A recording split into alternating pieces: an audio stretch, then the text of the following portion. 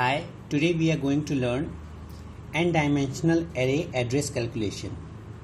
If an array is n-dimensional, then how we can calculate the address of a particular subscript. Here we have taken array A, which has m1, m2 up to mn dimension, and we have to find the address of subscript k1, k2 up to kn, where k1 lie between 1 into m1 and so on, kn lie between 1 into mn.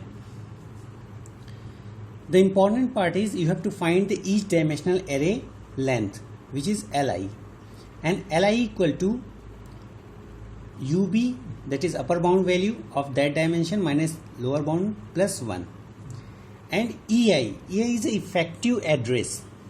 What is effective address? It is a distance from lower bound to subscript. So ei equal to ki minus lower bound. For example, in one dimensional, if I write 1 minus 2 to 2, this is one dimensional array where lower bound value is minus 2 and upper bound is 2, and we have to find the address of a of 0. So 0 is k1. First dimension, it is I have written is k1. So what is e1? e1 is the distance from lower bound value. तो e1 आपका क्या हो जाएगा? That is 0 minus 2, which is 2. It's mean 0 is 2 elements distance from lower bound. अगर इसको हम expand करेंगे तो ये क्या होगा? a minus 2, a minus 1 and a 0. It's mean 2 elements के बाद आपको a of 0 मिल जाएगा. ठीक है, तो ये इफेक्टिव एड्रेस है. सो आपको ei फाइंड करना आना चाहिए. ei equal to ki minus lb, that is lower bound value. It is very important in the n-dimensional array calculation. So this is the formula for row measure order. Row measure order में क्या होगा? Last subscript very first. Mostly you see if it is a 2 cross 3 2-dimensional array, तो last subscript is 3 at that very first, then first subscript vary. So address of k1, k2, kn equal to ba is the base address of that array plus w, this is size of data type,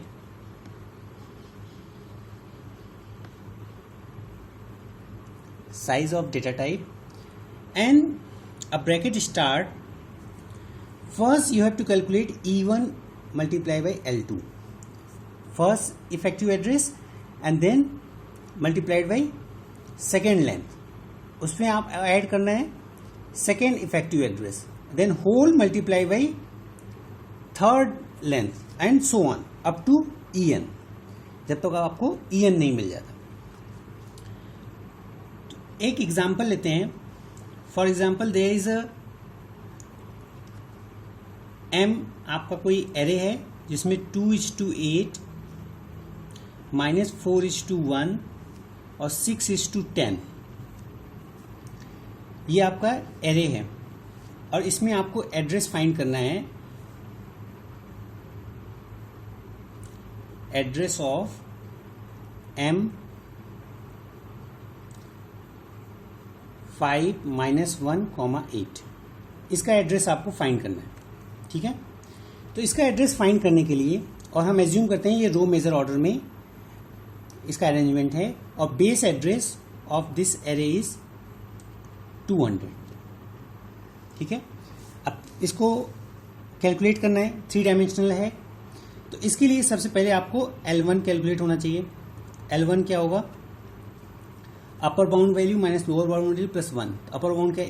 8 minus 2 और plus 1, that is 7.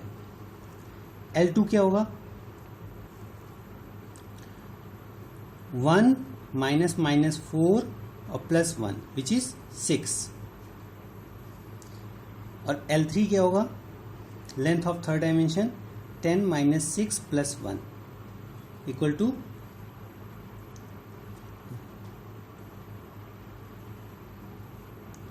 10 minus 6 और plus 1 equal to क्या होगा? 5. अब effective address find करते हैं. E1 equal to आपका KI minus LB. तो K की वैल्यू क्या है? फर्स्ट 5 माइनस लोअर बाउंड इसकी 2 इक्वल टू 3. E2 की वैल्यू क्या होगी? -1 माइनस 4 इक्वल टू 3. और E3 की वैल्यू क्या होगी? 8 माइनस 6 इक्वल टू 2. ठीक है, 8 माइनस 6 इक्वल टू 2 इस फॉर्मूले से. अब इसको इस फॉर्मूला में अप्लाई करते हैं एड्रेस फाइंड करने के लिए. तो सबसे पहले आपको ये फाइंड करना है इफेक्टिव एड्रेस, जो इफेक्टिव वैल्यू है, इफेक्टिव डिस्टेंस है आपका लोअर बाउंड से, वो फाइंड करना है. उसको मल्टीप्लाई करना है साइज ऑफ डेटा टाइप. तो जितने डिस्टेंस पे एलिमेंट होगा उसको हम मल्टीप्लाई कर देंगे साइज ऑफ डेटा टाइप से, और बेस एड्रेस ऐड कर देंगे तो हमें address of that subscript find हो जाएगा. So first we have to start with E1. E1 multiply by L2, मतलब E1 L2 हमें फाइंड करना है.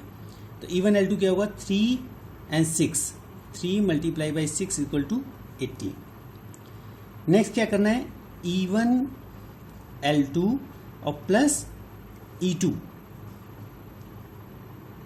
ठीक है, जैसे ही n की वैल्यू, क्योंकि ये 3 डायमेंशन है, जैसे ही हम E3 पे पहुंचेंगे वहां स्टॉप कर देंगे. तो E1 L2 प्लस E2 क्या हो जाएगा? 18 प्लस 3. E2 की वैल्यू क्या है? 3. It is 21. फिर E1 L2 plus E2 multiply by, अब यहाँ E2 है तो नेक्स्ट लेंथ होगा L3 equal to 21 multiply by L3 की वैल्यू क्या है? 5. तो इट इज 105. अब इसमें क्या ऐड होना है इस पूरे में? E3. तो E1 L2 plus E2 L3 plus E3 equal to 105 plus E3 की वैल्यू क्या है? 2. It is 107. ठीक है, अब आपको अब ये क्योंकि n की वैल्यू आपकी E3 आ गई, अब इसके आगे हम नहीं कैलकुलेट कर सकते. अब हमें ऐड करना है बेस एड्रेस को और साइज ऑफ डेटा टाइप से मल्टीप्लाई करना है. For example size of data type 4 है, W इक्वल टू 4, ये एज्यूम हमने के लिए कर लिया है. तो M of 5 minus 1 comma 8 address क्या होगा? बेस एड्रेस आपका क्या था? 200 plus 4 multiply by effective value 107 equal to 200 plus 628, that is 200 plus 428 equal to 628. So this is the address of M of 5, -1 and 8, and this is row measure order address calculation. Thank you.